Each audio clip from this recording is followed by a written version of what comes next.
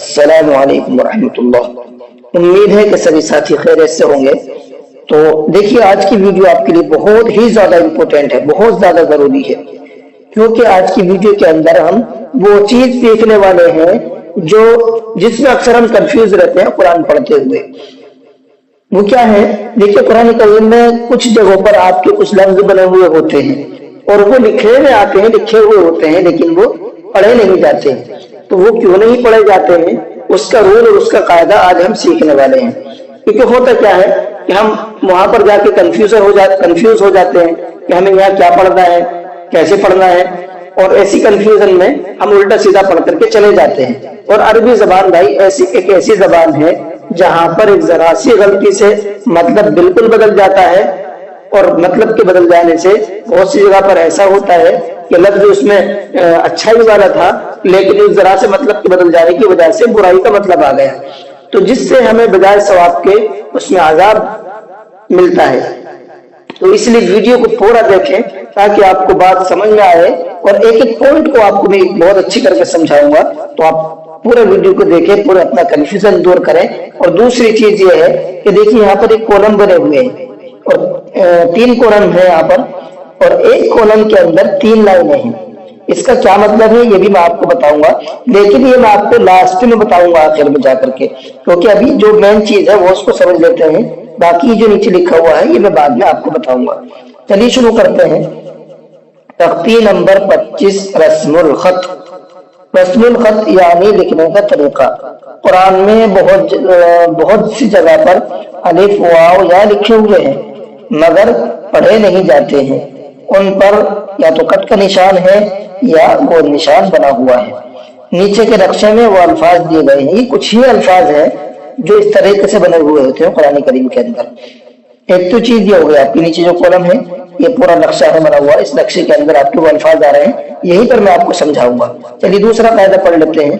लफ्ज अना में नून के बाद अलिफ कहीं भी नहीं पढ़ा जाएगा।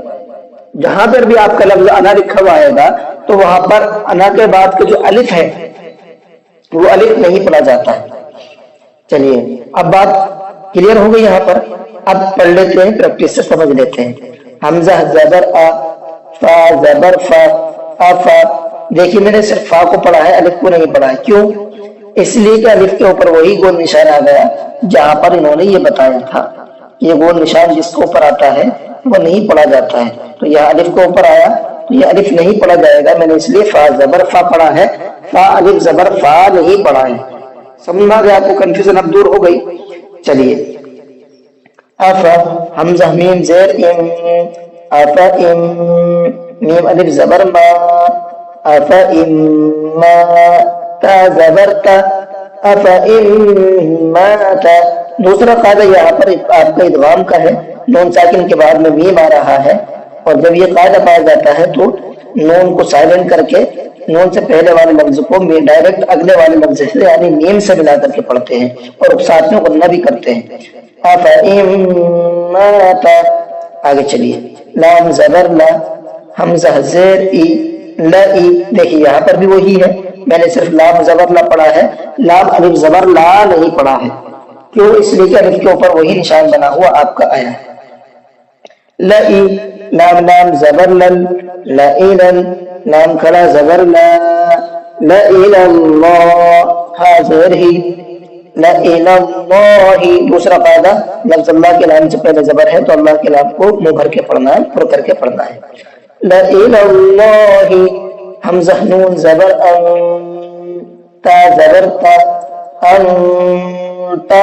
नून साकिन के बाद मुत्ता आ रहा है, इसलिए यहाँ पर नून में इख्फा होगा, नाक में छिपा करके कुछ देर पढ़ना है। अंता, बावाव मद पेश बू, अंतबू, हमजा जबर आ, अंतबू आ। देखिए यहाँ पर भी वही चीज है, पढ़ना क्या था हमें? हमजा अलिफ जबर आ। लेकिन क्यों नहीं पढ़ा? वो इस वजह से नहीं पढ़ा कि लास्ट में अलिफ के ऊपर वही गोल निशान बना हुआ गया जिसके बारे में पहले बताया था, जिसकी वजह से ये अलिफ नहीं पढ़ा जाएगा। तो चलिए आज की प्रैक्टिस यहीं तक ही रहने देते हैं। उम्मीद है कि आपको जो कायदा इसके अंदर बताया गया है वो प्रैक्टिस से समझ में आ गया होगा।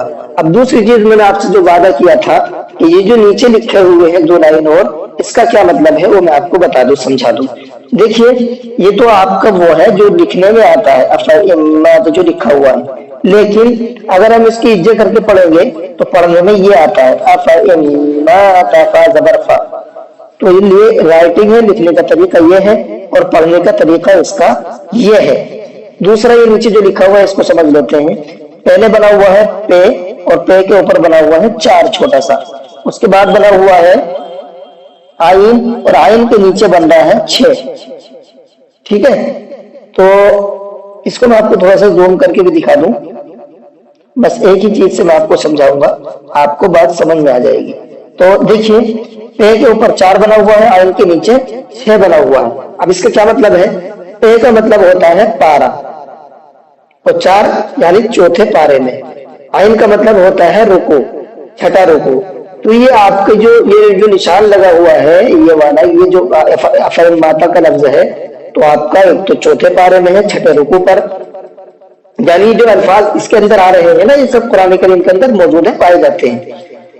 तो एक तो चौथे पारे में छठे रुकू पर है और दूसरा 17वें पारे में 30वें रुकू पर है। यही इसका मतलब है सब जगह पर जहां पर भी आपका बना हुआ है। इसी तरीके से अगला वाला समझ लेते हैं, ला इलाही, ये जो है आपका चौथे पारे में है, 8वें रुकू पर, और उसके अगला लफ्ज है आपका अंतबुआ, ये अंतबुआ। तो अंतबुआ ये आपका एक छठे पारे में है, 9वें रुकू पर। ये इसकी ये मतलब है इसका।